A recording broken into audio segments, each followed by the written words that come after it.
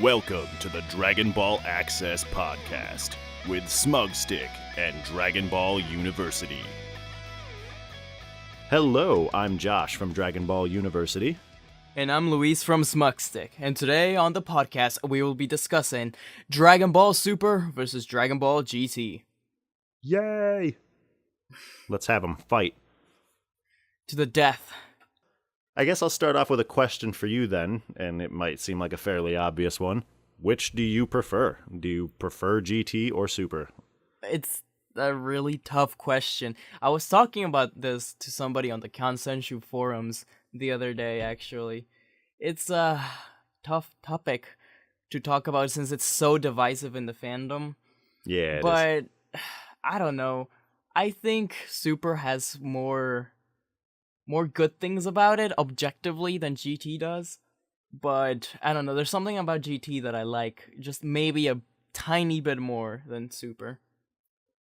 I like, well, I mean, it got way better towards the end of Super, but I think it's really hard. It'd be hard to disagree with GT having better animation consistently than Super does, which is crazy because it was years and years before. Oh, yeah, for sure.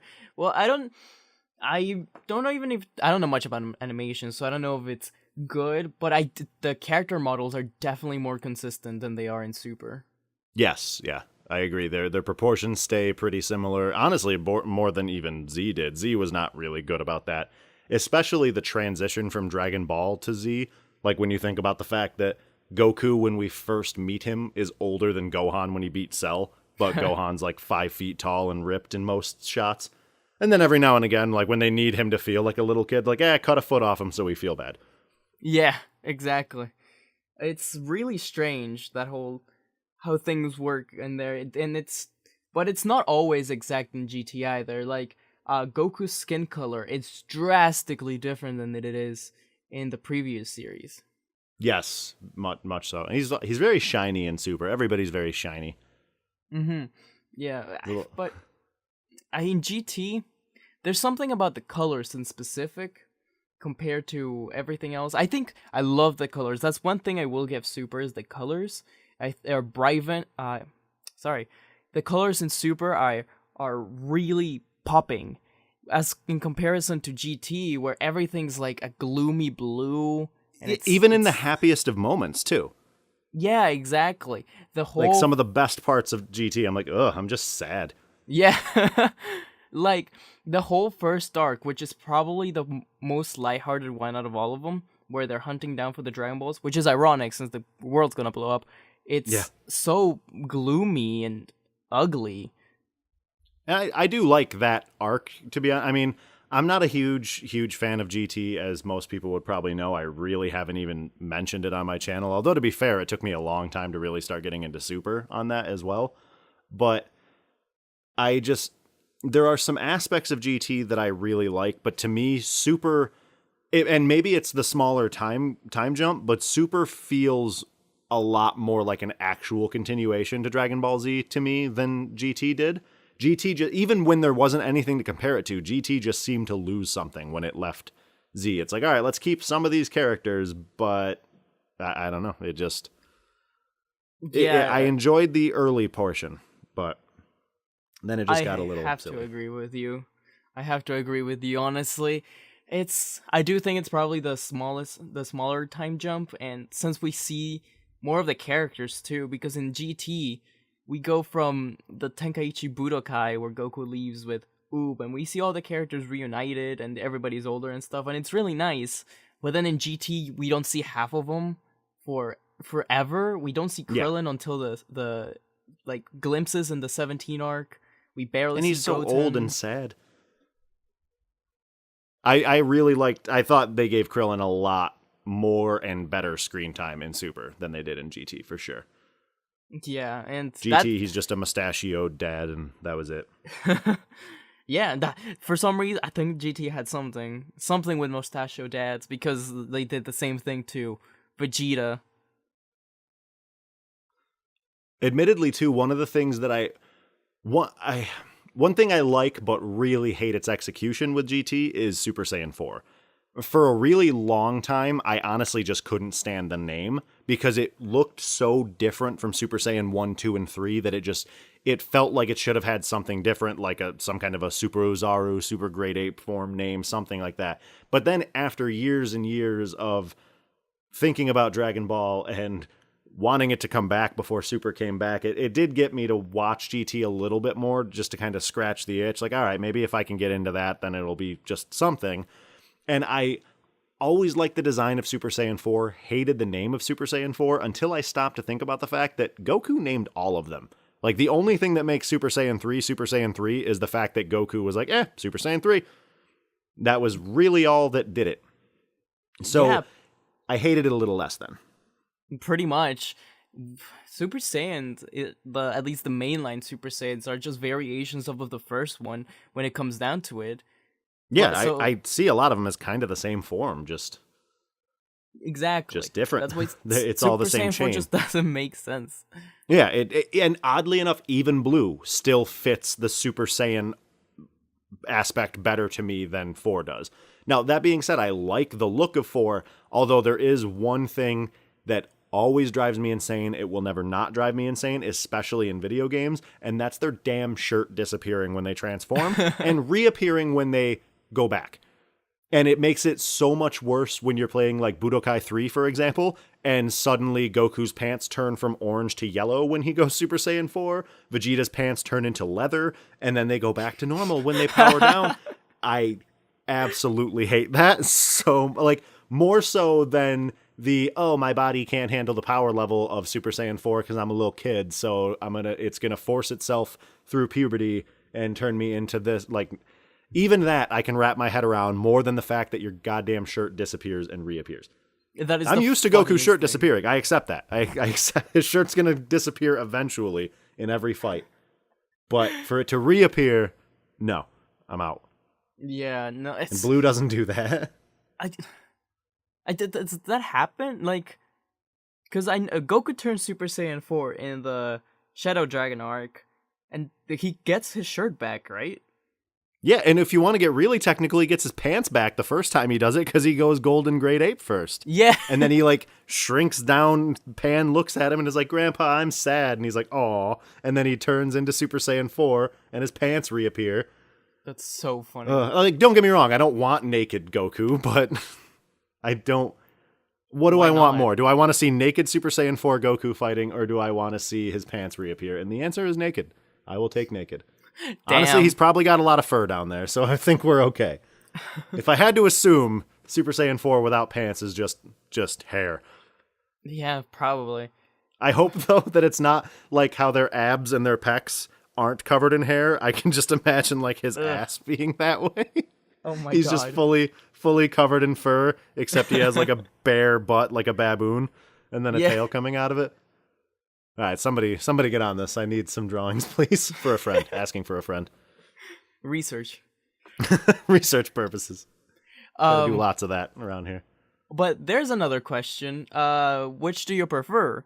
Do you like Super Saiyan God and Super Saiyan Blue, or Super Saiyan 4 better? Definitely God and Blue. Really? I like 4, but again, it doesn't fit the same way for me. And even casting aside the numbered aspect of it, they're a little bit more simple. Now, that being said, I'm not the biggest fan of Super Saiyan God, but I think that personally for me was more missed opportunity than just the look and the design. Like, I kind of like how the eyes look and how he gets a little more slender when he turns into the God form. But when I saw Battle of Gods for the first time and then heard that Super was coming, what I was really kind of hoping for was that Super Saiyan God was going to be almost a true form of Kaioken. I mean, especially when you consider that Kaioken I'm assuming loosely translate to the art of the gods. So I was kind of assuming that was where Super was going, and ultimately it did. It went with Goku learning more godlike forms and even blending the Kaioken with it. But when I first saw Super Saiyan God, I was like, maybe this is like perfected Kaioken, and that's why his hair is red and all that stuff. And then it didn't happen, and I don't know. But ultimately, it's Blue that I do like more, especially once it got the nickname Blue, because Super Saiyan God, Super Saiyan, I mean, I remember laughing when I heard about this movie Battle of Gods and that Goku was going to get a new form called Super Saiyan God. I was like, that's a mouthful, isn't it? And then they upped the ante with Super Saiyan God Super Saiyan. So in name, it's kind of silly, and maybe a lot of it too. I just like blue. So like not even the form blue. I like the color blue. So maybe it's just more lizard braining me a little bit. And I'm like, ooh, just pretty. Yeah, I gotcha. Yeah, at the end of the day, I mean, my only real complaint, I guess, if you even want to call it that, with blue, is that it really is just Super Saiyan with a color bucket dump in Photoshop. But I don't know. I do prefer it, and I think a lot of it too is just I really didn't like GT. Like, and I grew up just like we talked about the last time, where I get all these rumors and things like that because everything that I knew was through horrible dial-up internet stuff back 15 years ago. So everything I knew about the future of Dragon Ball was wrong, basically. And I was really looking forward to GT when all I had seen was screenshots and clips. Like, I remember the first time I saw Bald Hercule and was really kind of laughing about that. But GT just found a way to disappoint me. And I think a lot of it too, not even just the show, but the first thing I ever watched of GT all the way through was the dub. And we can talk all day about music when it comes to like Dragon Ball Z. Like, I think we could dedicate an entire episode to the Faulkner score versus the Japanese score. But I don't think anybody can say with confidence that the dub GT score is better than the sub version, because Yikes. My God, that is just, for as much as I hated Faulkner's music that never stopped, GT was 64 or 69 episodes, depending on the version you watched, of the same background music over and over and over. And I hated it. Just every single episode is just doon, doon, doon, doon, doon. Oh, okay, something's going to happen. Doon, doon, doon, doon, doon. And I'm shuddering just thinking about it. Yeah, no, the music was a point that I wanted to bring up, because it's really weird, because when the first time I watched GT, was Super Saiyan 4 Gogeta versus Omega Shenron for some reason on TV late at night, but the second time I watched GT was on a bootleg DVD with a bunch of GT episodes from the Baby Saga, I want to say. Okay. In Spanish, but for some reason there was this piece of music in the middle. It was the eye catch, the transition between the commercials and the actual show, and in the original Japanese, it's Trunks fixing the car or getting on it and stuff. It's whatever. But in English, it's Goku throwing a Kamehameha with the song that goes dun dun dun dun dun dun dun dun. And that's the eye catch I got for some reason, even though everything else was the Japanese score. That's honestly very strange. Yeah, it was the weirdest thing, but for some reason that one piece of music from the English soundtrack is the one thing I actually like from English GT, but everything else is atrocious to me. Well, if you like that, watch the dub sometime, because that's all you're going to hear for the entire show. That's literally it. Is just, oh man. And then the English lyrics to the opening song with "Step into the Grand Tour." Just no. It's no. I mean, and there was stuff that I like. Really, when it boils down to it, the battles and the animation were what I liked about GT. And people might dislike. Honestly, I don't know how people feel about this, but one thing that kind of always has not really made me upset, but just irritated me only a little bit, but just enough. I never understood the color swap with Super Saiyan 4 Gogeta. Like, that never really made sense to me. Like, why do two black hair, red furred Super Saiyan 4s fuse into a red haired, black furred, or rather brown furred Super Saiyan? It just, I don't know. Like, people might hate that I have that opinion, but that just always seemed silly to me. Yeah, I've never thought about it. Now that you bring it up, I never understood the point. And maybe some of it too is that I've never seen a legitimate canon base form Gogeta, or rather a legitimate canon Gogeta at all. Maybe this December, but we'll see. But so maybe part of me was just like, I just want to see a black-haired Gogeta once. Is that too much to ask? And I don't know. I mean, I really think at the end of the day, it is because of the simple fact that Gogeta isn't technically canon at the moment, but I've always preferred Vegito anyway. Yeah, me too. I agree. And he was different. Like, he wasn't the same Gogeta in GT. Even though he was the same character with the same outfit color, like, they were not the same. As much as people want to say he smiles at the end of Fusion Reborn, he wasn't as goofy as he was in GT. He was more similar to Veku, if anything. Yeah, honestly. And even Vegito, like, Vegito didn't take himself too seriously, but even Vegito, when he was fighting Boo, was just a little bit more serious than, like, Gogeta in GT was downright goofy. And I know if you're overpowered, you know what it reminded me of was Gotenks fighting Boo. Yeah. That he just, I'm so much more powerful than you that I'm going to let immaturity lose this fight. Yeah. The thing that Vegeta says afterwards, where he's like, "Oh, Kakarot, it was your side that did that." But Goku doesn't act like that either. It was like over the top. It really was like, yeah, and he did. He tried to blame him for the way that they were and all that, and I don't know. Plus, I mean, a lot of it, like, one of the things that I truly like the most about Vegito is that it's Vegeta and Kakarot, and not Vegeta and Goku, which is what Gogeta would be.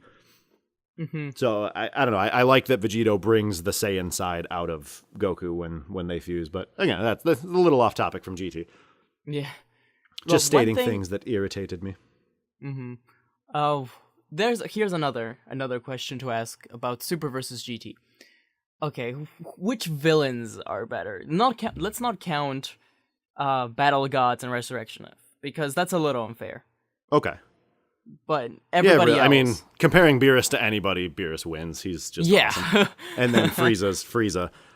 So from beyond that, I mean, really, there's really, when you really think about it, there's only one major villain after them. Like, I don't, because I consider Jiren an antagonist, but not a villain.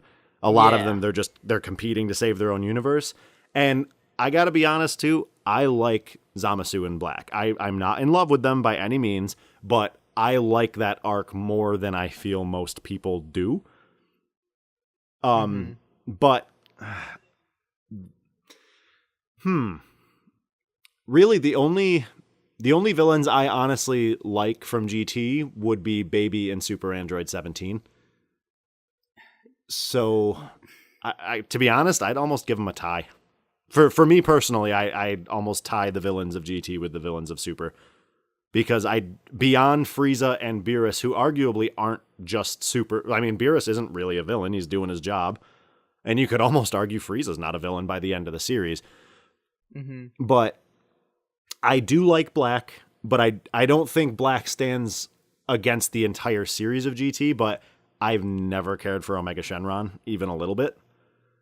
And Super 17, I liked the idea of him more than I liked the execution.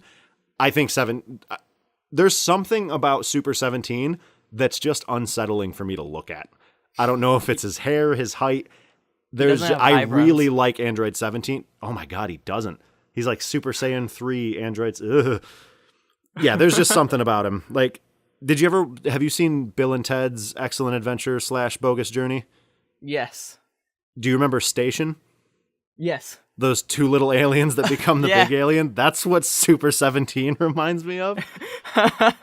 So, yeah, there's that. I mean, but I really enjoyed the idea of them being two halves of a whole, that the original 17 and then Dr. Mew's 17 could fuse together. Although, one part of that even drives me nuts is, where the hell are all of Dr. Mew's other androids? Like, you only created one android and he just happens to be number 17 and he just happens to look exactly like R17 but with a trench coat. So, yeah, I guess, the more I talk about it, the more Baby's becoming the only villain I actually like. Yeah, and even he has a stupid name, so it's hard to... I guess I don't love any villain in GT. Because I like Baby in both concept and execution, but his name is dumb. I don't feel like, anytime I talk to somebody who's not that familiar with Dragon Ball and I tell them I'm playing as Super Baby, they laugh. And they are right to laugh because it's ridiculous. Yeah, no, I agree. As far as the villains go, I don't know. There's nothing that stands out from the first arc, except for maybe the Para brothers, but that's because of the wrong reasons. Oh, papa. Oh, papa. Yeah, exactly.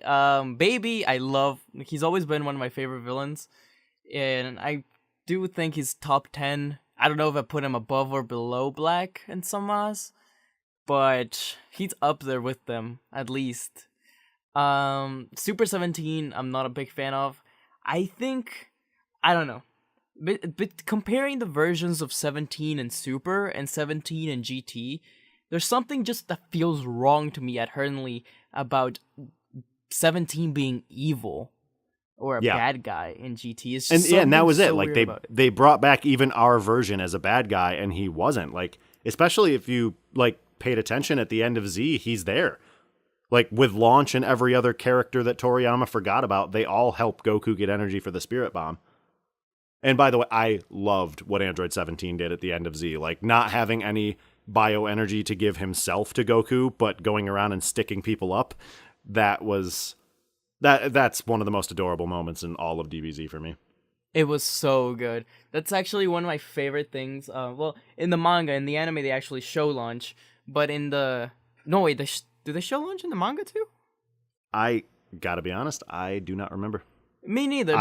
I'm currently recollecting the manga. I have all of Dragon Ball, but I'm just getting to the Frieza saga in Z. Mm-hmm. So it's been a while since I've read them. Yeah. Well, all I know is that 17 was actually supposed to be Launch in the manga, and Toriyama made a last-minute change and turned it into 17. That's why the line doesn't make sense when 17's speaking it. Because he says, it's been a long time. It's been a long time since I've heard your voice, Goku. But 17's never heard Goku's voice. No, they never met. Yeah. Wow. Like Goku showed up on the battlefield. Maybe in episode length, probably like 6-7 episodes after he was absorbed. But really, Goku arrived on the scene minutes after 17 was absorbed, and then they never saw him again until Super. Yeah. Huh. The more you know. Do, do, do, do. And finally, I think, honestly, that the Shadow Dragons bring down the enemies on GT so much that I would be willing to give the point to everybody to but Sin, Nova, and Ice are garbage. I don't even like Sin. Even Ice and Nova, I'm kind of about. I don't like Sin. I just respect him because he becomes Omega. Like, he is a threat more so than like that fat purple mole rat. I don't even remember or care. I literally just unlocked him in Dokkan Battle the other day and didn't even care to read his name when it popped up. I don't remember. I called him Mole Rat when I unlocked him, and I don't remember or care. Yeah, no, me neither. They're so they're just nothing. They're nothing characters. The only one I remember besides those three that we mentioned is Oceanus, because that was a lady that turned into an ugly thing. Oh, yes. She kind of reminded me of Princess Snake. Yeah, me Only too. a little bit. But Mm-hmm. It was there. Now, so how about, what do you consider, between GT and Super, which do you consider to have more missed opportunities from what you wanted to see from Z? Super. Absolutely Super. Yeah.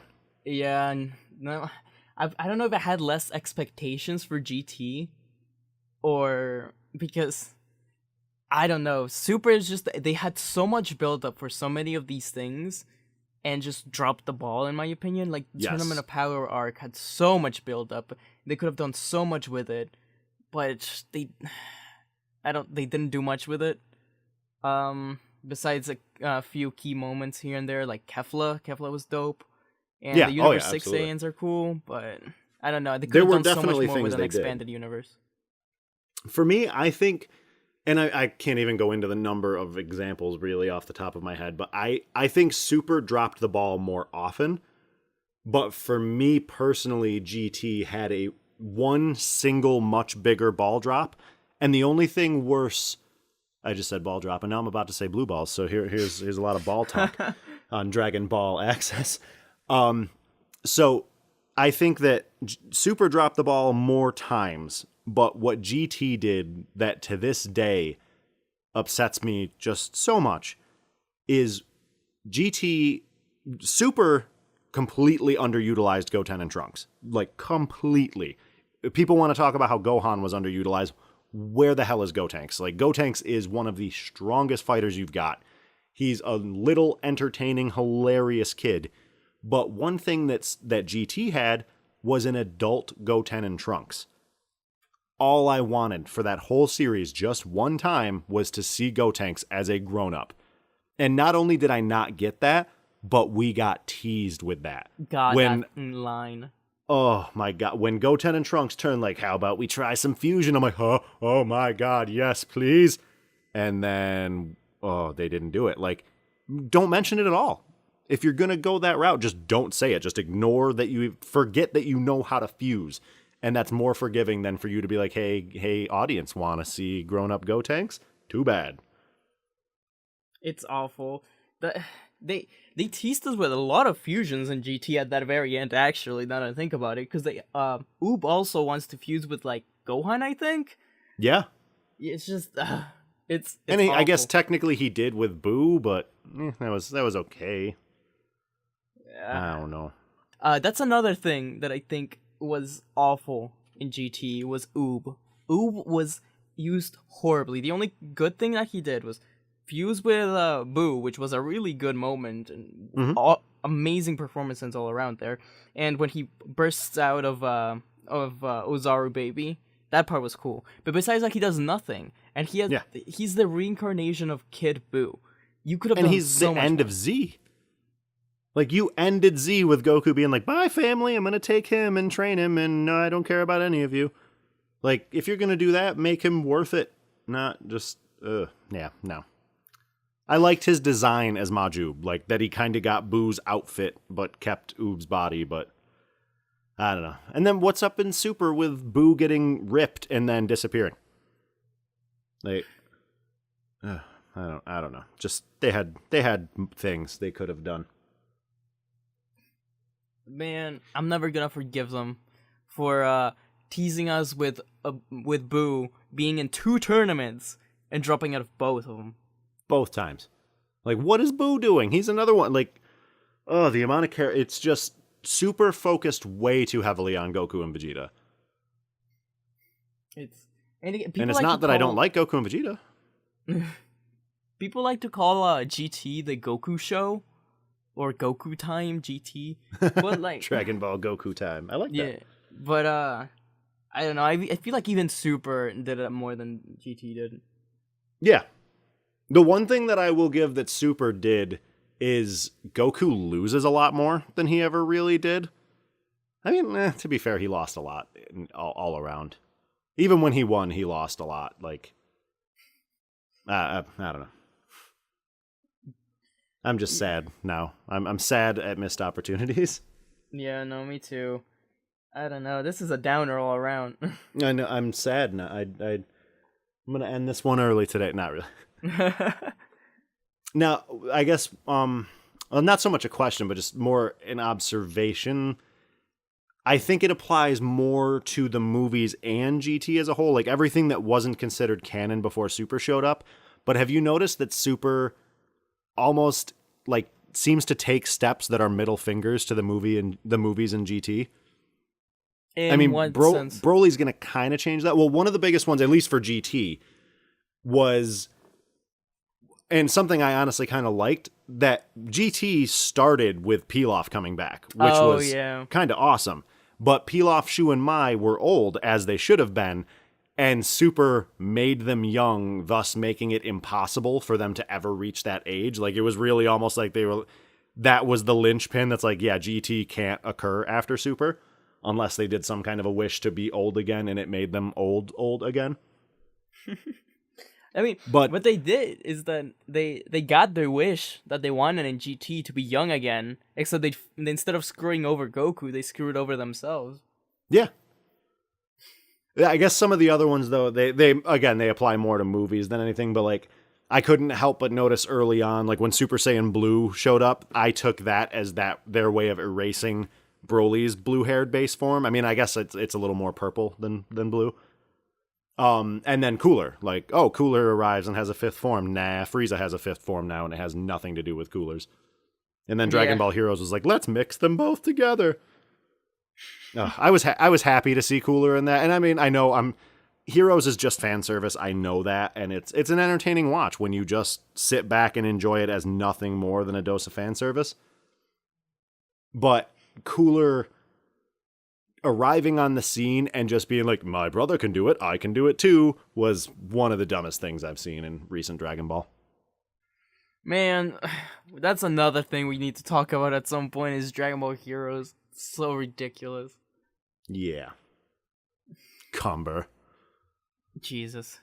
Stupid ass ripped Raditz with a straight jacket. So, we cover pretty much point by point what we think about each one, but what is the worst thing about each one for you? The worst thing about each one. All of GT. No, not really. I think all in all with GT, just that even when it tried to be fun, it wasn't. Like the general tone and dreariness of all of it made even the most fun parts. Like the start of the story is Goku's a kid again, and he's adventuring with a grown-up Trunks and his granddaughter. And that was super fun. They're going on a let's find the Dragon Balls, but the whole purpose, like you said earlier, was just to stop the planet from blowing up. Like, even the most fun part wasn't all that fun. With Super, honestly, this isn't really a horrible thing, but probably the recaps for me, I guess. I'd rather have one or the other.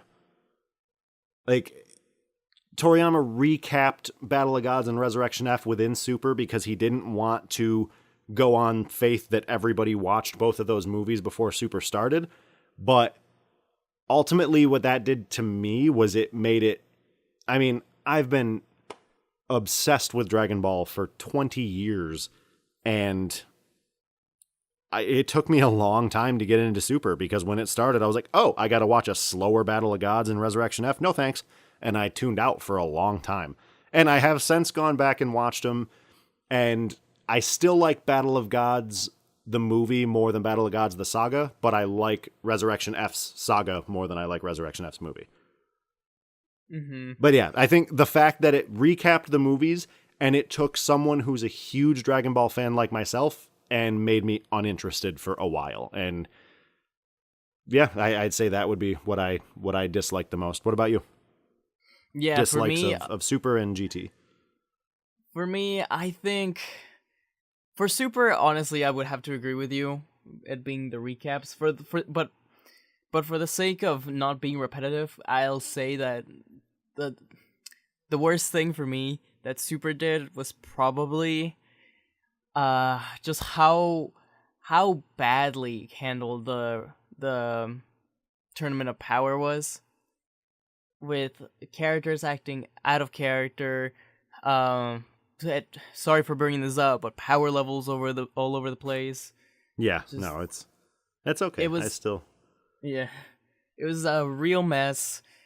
Characters randomly popping up that we didn't know existed and getting more development than most of the cast that we've known forever has in all of Super. Like the one dude that fights Gohan and has a family, and it's they tried to do a lot, and there was a lot of cool moments, but I don't think they did it right. And as far as GT goes, I think the absolute worst is probably the 2 episodes where Goku is stuck in the what's it called, on the game board, Sugaruku's game board with the Tanuki. Oh my god. Those are the worst episodes in all of Dragon Ball. I blocked that ever. Traumatic memory from my brain, and you just brought it back up. So now I'm extra sad, and I think it's going to be time. I got to go reflect on my life. I think this is a good time to wrap up episode 3. Yeah, I agree. Oh, now I don't want to think about stuff. Why did we pick this? It's just ruined the pacing for everything. But yeah, so let us know in the comments down below, what do you guys think? Between GT Super favorite moments, least favorite moments, which one do you think is better? Which one do you think is worse? Are they tied? Biggest missed opportunities? Let us know what you think, because we want to know. Or at least I do. I think Luis does. I do too. But that's everything we have for you today, guys. Thank you so much for listening. This has been SmugStick with Dragon Ball University, and be sure to check out our other podcast episodes. Yeah, we're up to this. This makes 3 now. We'll be back next Sunday at noon with episode 4. We'll see what it's about. You'll have to like and subscribe and stuff. Yeah, until we meet again. See you, folks.